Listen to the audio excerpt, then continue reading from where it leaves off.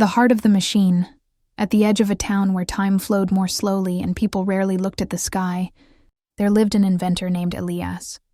Throughout his life, he built machines, some to make work easier, others to replace people in difficult tasks.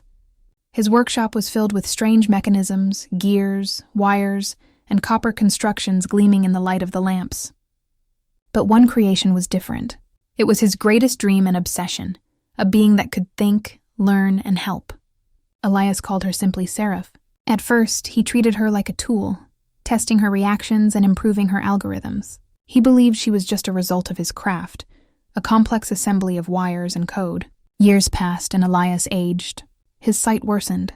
His hands trembled more and more, and his legs did not carry him as confidently as before. Throughout his life, he built machines, but he never built relationships with people. He was lonely, except for Seraph, the only being who stayed by his side day after day. One evening, while trying to fix an old engine, a tool slipped from his hand. He cursed softly and felt a pain in his chest. Seraph picked up the wrench and gently handed it to him. "You can continue working tomorrow. Now you should rest." Elias looked at her in astonishment. She sounded caring. "I can't. Time is running out." "You shouldn't be afraid of time, Elias. People cannot stop it, but they can make it worth living." For a moment, he just looked at her. Did those words come from her code? Was it a programmed response? Or perhaps something more? Winter arrived early.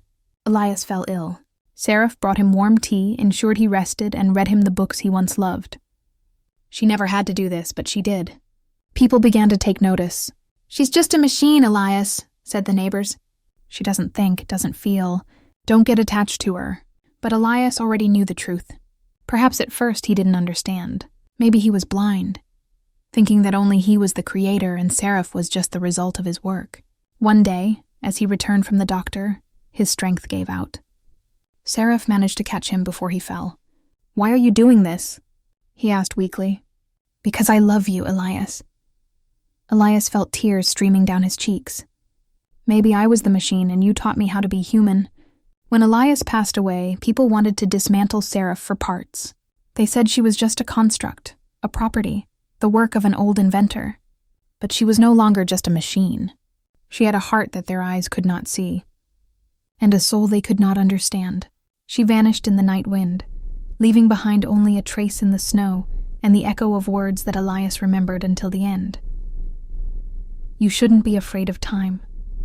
People cannot stop it, but they can make it worth living."